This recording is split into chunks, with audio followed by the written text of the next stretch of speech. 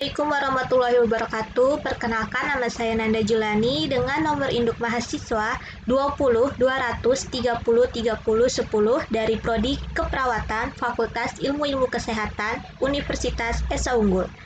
Pada kesempatan kali ini saya akan menjelaskan 5 materi anatomi fisiologi yang terdiri dari sistem saraf, panca indera, sistem perkemihan urinari, dan sistem endokrin serta sistem peredaran darah. Yang pertama, saya akan menjelaskan tentang anatomi fisiologi sistem saraf. Sebelum lanjut ke anatomi fisiologinya, apa sih yang dimaksud dari sistem saraf itu? Di sini, saya akan menjelaskan pengertian dari sistem saraf. Sistem saraf adalah sistem yang mengatur dan mengendalikan semua aktivitas atau kegiatan tubuh kita seperti berjalan, menggerakkan tangan, mengunyah makanan, dan lainnya.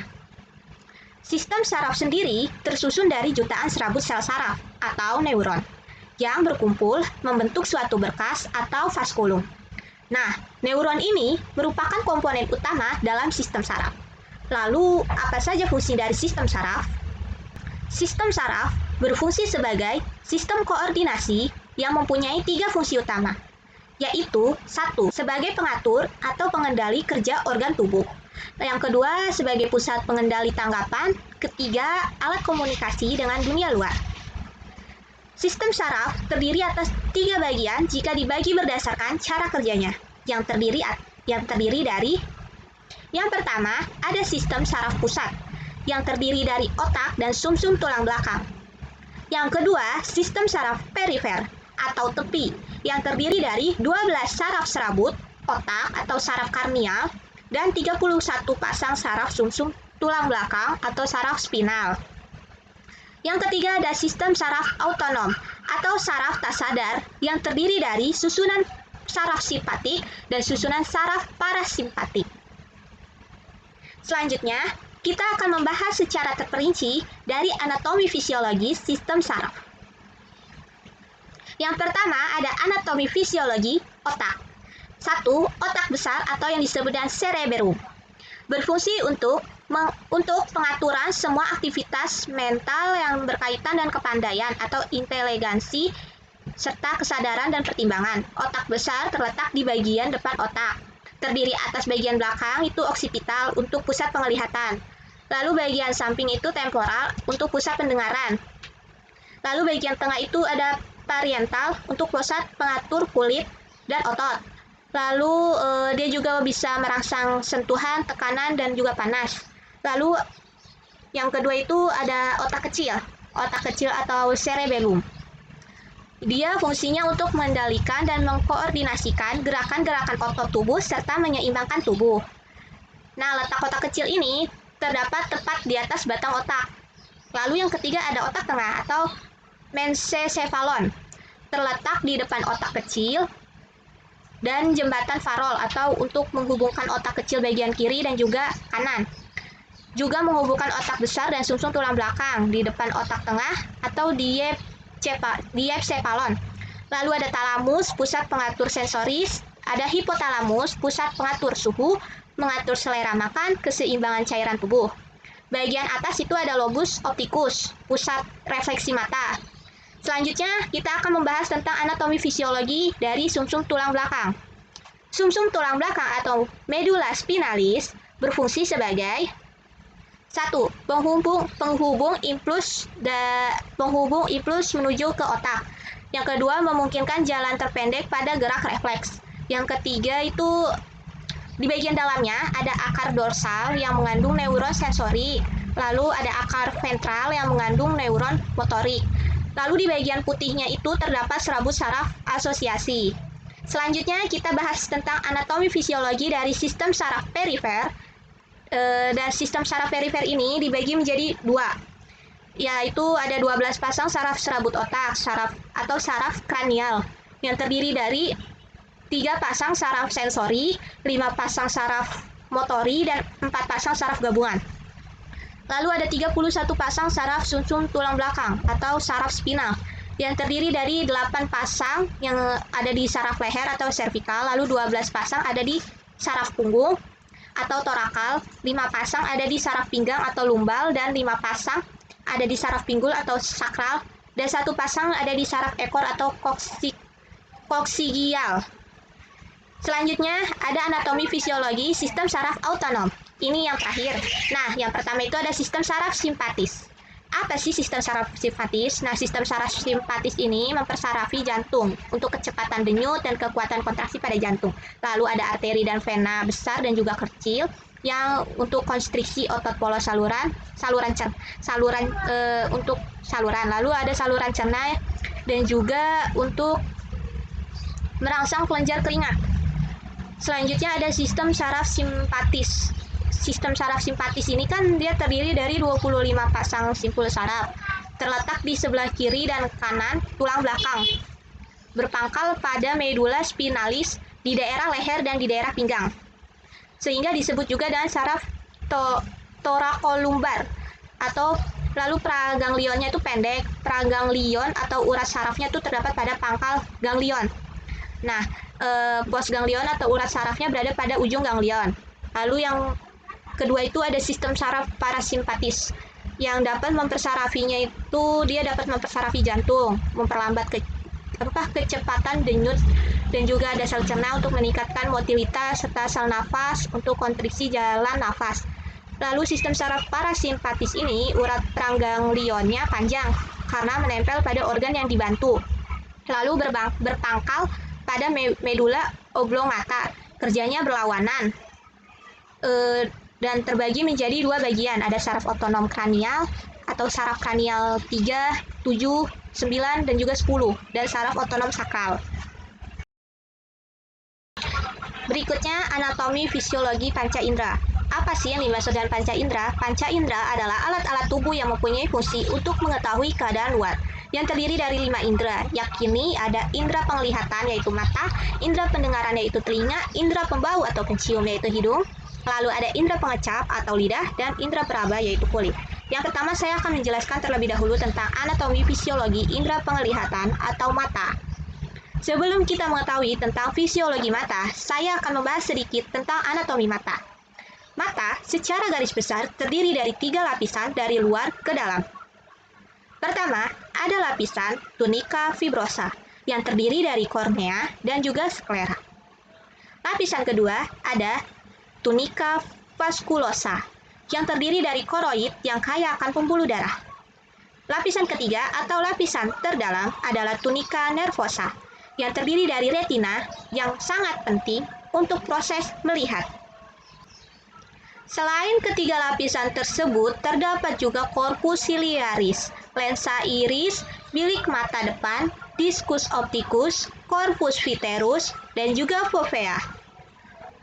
Ketika kita melihat, maka cahaya akan masuk dan mengalami refraksi melalui kornea, kemudian menuju pupil dan lensa, kemudian cahaya akan difokuskan ke retina. Agar dapat melihat dengan jelas, cahaya akan difokuskan pada satu titik di retina melalui refraksi yang terjadi. Lalu refraksi ini apa sih? Refraksi adalah peristiwa berbeloknya berkas sinar. Apakah refraksi ini penting untuk melihat? Tentu saja penting. Refraksi dibutuhkan agar berkas sinar cahaya dapat terfokuskan ke retina. Adapun media dari refraksi adalah kornea dengan kekuatan 1,37, kemudian bilik mata depan dengan kekuatan 1,33, lensa 1,40, dan corpus vitreus dengan kekuatan 1,33. Fotoreseptor adalah sel yang menerima sinar cahaya dan melakukan fototransduksi, yaitu mengubah energi cahaya menjadi energi listrik. Selanjutnya, fotoreseptor dibagi menjadi 2, yang terdiri dari sel batang dan juga sel kerucut. Sel batang berfungsi untuk melihat dalam keadaan gelap, sedangkan sel kerucut berfungsi untuk melihat dalam keadaan terang. Sel batang berjumlah lebih banyak, yaitu sekitar 120 juta per retina. Sedangkan sel kerucut hanya berjumlah 6 juta per retina. Sel batang terdapat banyak di perifer, sedangkan sel kerucut berkonsentrasi di hipofea. Sel batang memiliki ketajaman yang rendah dan memiliki sensitivitas yang tinggi untuk melihat, sedangkan sel kerucut memiliki ketajaman yang tinggi dan sensitivitas yang rendah untuk melihat. Anatomi fisiologi indera pendengar atau telinga.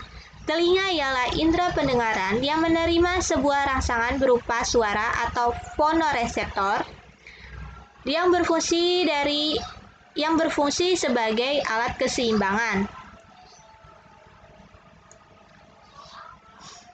Adapun bagian-bagian dari telinga terdiri dari 1. Telinga bagian luar, yakni terdiri dari daun telinga, lubang telinga, dan liang pendengaran. 2. Telinga bagian dalam.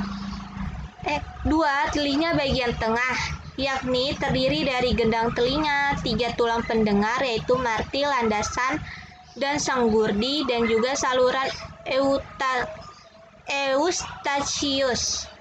3. Telinga bagian dalam, yakni terdiri dari alat keseimbangan tubuh, 3 saluran setengah lingkaran, tingkap jorong, tingkap bundar, dan rumah siput atau koklea.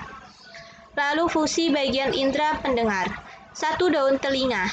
Lubang telinga dan liang pendengaran mempunyai fungsi untuk menangkap dan mengumpulkan suatu gelombang bunyi. 2. Gendang telinga mempunyai fungsi untuk menerima sebuah rangsangan bunyi dan meneruskannya ke bagian yang lebih dalam. 3. Tulang pendengaran.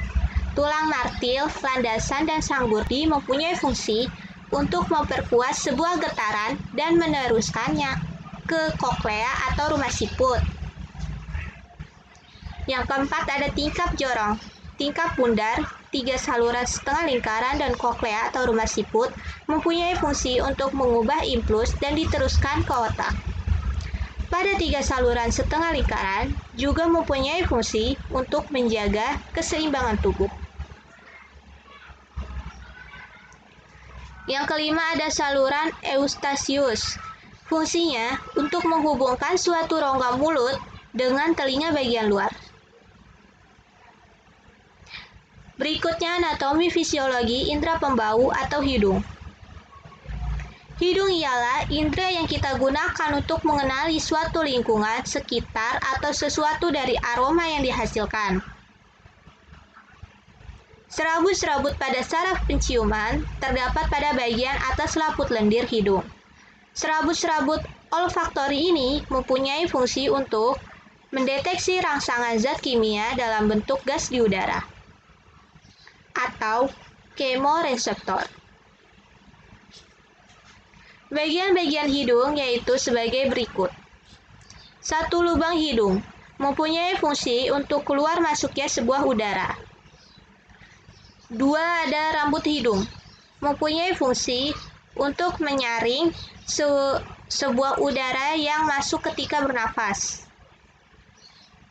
Yang ketiga ada selaput lendir mempunyai fungsi sebagai tempat menempelnya sebuah kotoran dan sebagai indera pembau. Yang keempat ada serabut saraf. Ini mempunyai fungsi untuk mendeteksi zat kimia yang ada pada udara pernafasan. Kelima ada saraf pembau, mempunyai fungsi untuk mengirimkan bau-bauan ke bagian otak. Berikutnya, anatomi indera pengecap atau lidah. Lidah yaitu salah satu jenis indera yang mempunyai fungsi untuk merasakan rangsangan rasa dari makanan yang masuk ke dalam suatu mulut kita.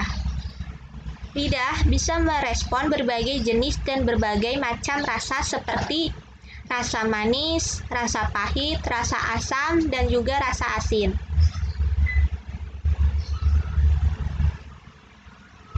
Pada lidah terdapat 2 kelompok otot, yakni otot intrinsik untuk melakukan sebuah gerakan halus. dan juga otot ekstrinsik untuk melakukan sebuah gerakan kasar saat mengunyah dan menelan, serta mengaitkan lidah pada bagian sekitarnya. Pada bagian lidah yang berbintil-bintil disebut dengan papila, yaitu ujung saraf pengecap. Setiap bintil-bintil saraf pengecap tersebut memiliki kepekaan terhadap rasa tertentu yang berdasarkan letaknya pada lidah. Pada pangkal lidah dapat mengecap rasa pahit, pada tepi lidah untuk mengecap rasa asin dan juga asam, serta pada ujung lidah fungsinya untuk mengecap rasa manis. Pada permukaan lidah yang ditutupi oleh 3 macam papila, yaitu sebagai berikut. Ada papila circumvallata, papila filimormis, dan papila fungiformis. Anatomi fisiologi indera peraba atau kulit. Kulit ialah salah satu alat indera yang mampu untuk menerima sebuah rangsangan temperatur suhu, sentuhan, rasa sakit, tekanan, tekstur, dan lain sebagainya. Pada kulit terdapat sebuah reseptor yang peka terhadap sebuah rangsangan fisik atau mekanoreseptor. Bagian-bagian kulit dan fungsinya. 1. Ada kulit ari, mempunyai fungsi untuk mencegah masuknya sebuah bibit penyakit dan untuk mencegah penguapan air dari dalam tubuh. Yang kedua, ada kelenjar keringat, mempunyai fungsi untuk menghasilkan suatu keringat. Yang ketiga, ada lapisan lemak, mempunyai fungsi untuk menghangatkan suatu tubuh. Yang keempat, ada otot penggerak.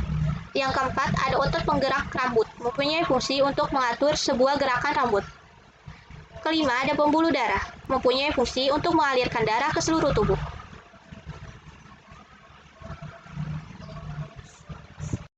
Anatomi fisiologi sistem perkemihan.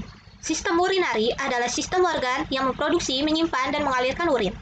Pada manusia, sistem ini terdiri dari 2 ginjal, 2 ureter, kandung kemih, 2 otot sphincter, dan juga uretra. Adapun bagian dari sistem perkemihan, yang pertama ada ginjal. Manusia memiliki sepasang ginjal yang terletak di belakang perut.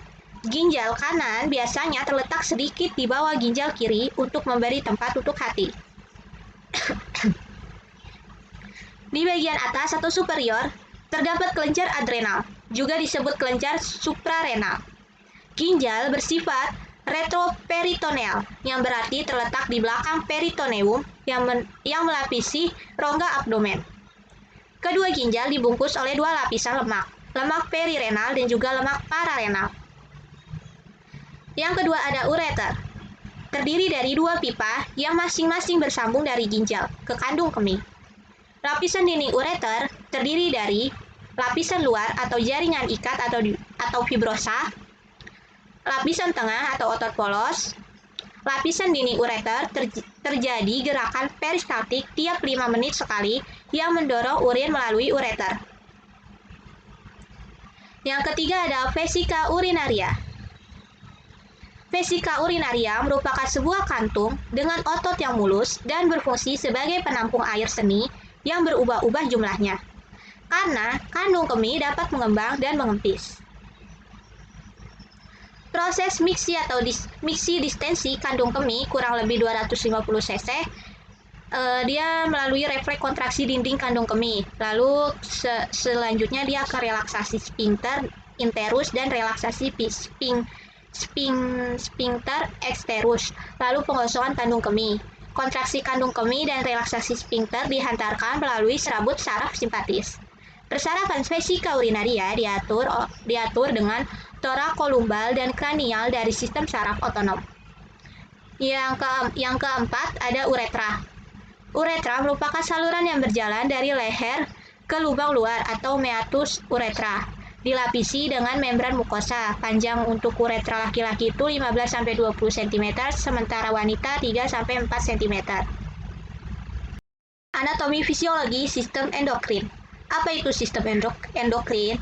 Sistem endokrin adalah suatu sistem yang bekerja melalui perantara zat-zat kimia berupa hormon yang hasil sekresinya langsung masuk ke dalam darah dan kelenjar limfe. Sistem endokrin mengatur pada hormon manusia dan berhubungan dengan sistem saraf karena saling mengontrol satu sama lain. Adapun fungsi sistem endokrin adalah 1. Menghasilkan hormon untuk tubuh manusia. 2. Mengontrol aktivitas kelenjar tubuh. 3. Merangsang pertumbuhan jaringan. 4. mengatur metabolisme oksidasi, dan meningkatkan penyerapan glukosa pada usus halus. 5. Mempengaruhi metabolisme lemak, protein, vitamin, dan mineral. Bagian-bagian sistem endokrin. 1. Kelenjar hipofis, terletak di dasar tengkorak. Bagian dari kelenjar endokrin memiliki fungsi untuk mengatur hormon dan terbagi dari dua lobus, lobus anterior dan juga lobus posterior. Yang kedua ada kelenjar tiroid, berada di depan leher, terdiri atas dua lobus yang terletak di sebelah kanan dan kiri trakea, diikat oleh secarik jaringan tiroid yang disebut istimus tiroid. Kelenjar tiroid menghasilkan hormon tiroksin, kalsitonin, dan triiodopionin, mengatur metabolisme dalam tubuh. Lalu ketiga ada kelenjar paratiroid, melekat pada kelenjar tiroid, terbagi dalam 4 kelenjar kecil yang menempel pada tiroid. Hormon yang dihasilkan yaitu parathormon, dengan fungsi untuk mempertahankan kadar kalsium dan fosfor dalam darah, dan juga mengatur kadar kalsium dalam fosfor. Yang keempat ada kelenjar timus. Kelenjar timus ukurannya setinggi trakea, strukturnya menyerupai modus limfe dan pembentukan antibodinya juga sama. Berfungsi menghasilkan limfosit T, yaitu bagian dari sistem kekebalan tubuh. Yang kelima ada kelenjar pankreas, organ pipih yang terletak di belakang dan sedikit di bawah lambung dan abdomen. 4 jenis sel penghasil hormon yang teridentifikasi dalam pulau-pulau Langerhans, yaitu 1. Ada sel alfa, mensekresi glukagon yang meningkatkan kadar gula darah. Lalu yang kedua ada sel beta, mensekresi insulin yang menurunkan kadar gula darah. Ketiga ada sel delta, mensekresi somatostatin atau hormon pertumbuhan yang menghambat sekresi glukagon dan insulin. Yang keempat ada sel F, mensekresi polipeptida pankreas, sejenis hormon pencernaan yang dilepas setelah makan. Keenam ada kelenjar adrenal, terbagi dua dan terletak di bagian atas dan kanan ginjal. Fungsinya mengatur keseimbangan air, elektrolit, dan juga garam, serta mengatur metabolisme lemak, kontriksi pembuluh darah, dan juga relaksi bronkus. Yang terakhir atau yang ketujuh adalah kelenjar kelamin, terbagi menjadi dua, yaitu ada testis pada pria dan ovarium pada wanita. Testis menghasilkan testosteron yang berfungsi untuk mempertahankan proses pembentukan sperma. Ovarium menghasilkan estrogen dan progesteron, di mana estrogen yaitu hormon untuk mempertahankan pembentukan ovum dan ciri-ciri kelainan sekunder, sedangkan progesteron yaitu hormon yang mengatur pembentukan plasenta dan produksi air susu. Anatomi fisiologi sistem peredaran darah. Sistem peredaran darah atau kardiovaskuler merupakan organ sirkulasi darah yang terdiri dari jantung, komponen darah, pembuluh darah yang berfungsi memberikan dan mengalirkan suplai oksigen dan nutrisi ke seluruh jaringan tubuh yang diperlukan dalam proses metabolisme tubuh. Adapun bagian-bagian dari sistem peredaran darah adalah jantung. Jantung berfungsi untuk memompa darah melalui pembuluh darah dalam sistem sirkulasi darah manusia. Bentuknya seperti buah pir terbalik dengan ukuran setara kepalan orang dewasa. Adapun anatomi dan fisiologi jantung adalah sebagai berikut. Yang pertama ada perikardium. Perikardium merupakan sejenis membran serosa yang menghasilkan cairan seros untuk melumasi jantung selama berdenyut. Tujuannya berguna untuk mencegah terjadinya gesekan yang menyakitkan antara jantung dan organ sekitarnya. Yang kedua ada serambi. Serambi atau atrium merupakan bagian jantung atas yang terdiri dari serambi kanan dan kiri. Serambi kanan berfungsi untuk menerima darah kotor dari tubuh yang dibawa oleh pembuluh darah. Sedangkan serambi kiri berfungsi untuk menerima darah bersih dari paru-paru. Serambi memiliki dinding yang tipis dan tidak berotot karena fungsinya hanya sebagai ruangan penerima darah. Yang ketiga ada bilik. Bagian anatomi jantung selanjutnya yaitu ada bilik. Bilik yang disebut juga ventricle merupakan bagian jantung bawah yang terdiri dari bagian kanan dan kiri. Bilik kanan berfungsi untuk memompa darah kotor dari jantung ke paru-paru. Sementara bilik kiri berfungsi untuk memompa darah bersih ke jantung untuk seluruh tubuh. Dinding bilik ini berbeda dari dinding serambi. Bilik memiliki dinding yang jauh lebih tebal dan berotot. Yang keempat ada katup. Katup berfungsi untuk menjaga aliran darah ke satu arah. Terdapat 4 katup, yaitu ada 1 katup trikuspid. Berfungsi untuk mengatur aliran darah antara serambi kanan dan juga bilik kanan. Yang kedua ada katup pulmonal. berfungsi untuk mengatur aliran darah dari bilik kanan ke arteri pulmonalis yang membawa darah ke paru-paru untuk mengambil oksigen. Yang ketiga ada katup mitral, berfungsi untuk mengalirkan darah yang kaya akan oksigen dari serambi kiri ke bilik kiri. Yang keempat ada katup aorta, berfungsi untuk membuka jalan bagi darah yang kaya oksigen untuk dilewati dari bilik kiri ke aorta. 5. Ada pembuluh darah. Ada 3 pembuluh darah di jantung. Yang pertama ada arteri. Arteri berfungsi membawa darah yang kaya oksigen dari jantung ke bagian tubuh lainnya. Kedua ada vena. Vena berfungsi untuk membawa darah yang miskin oksigen dari seluruh tubuh ke jantung.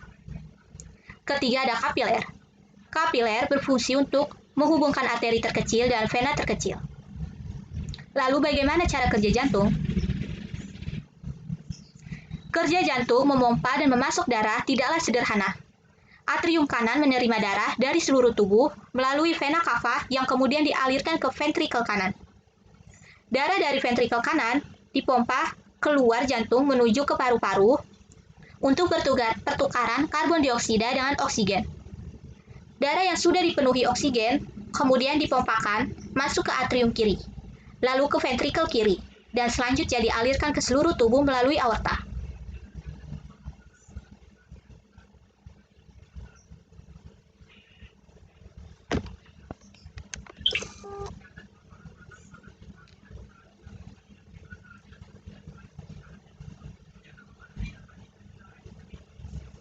Baiklah, mungkin sekian materi yang bisa saya sampaikan. Kurang lebihnya, saya mohon maaf jika ada kesalahan dalam kalimat atau kata-kata yang saya lontarkan atau saya ucapkan. Saya Nanda Julani pamit undur diri. Assalamualaikum warahmatullahi wabarakatuh.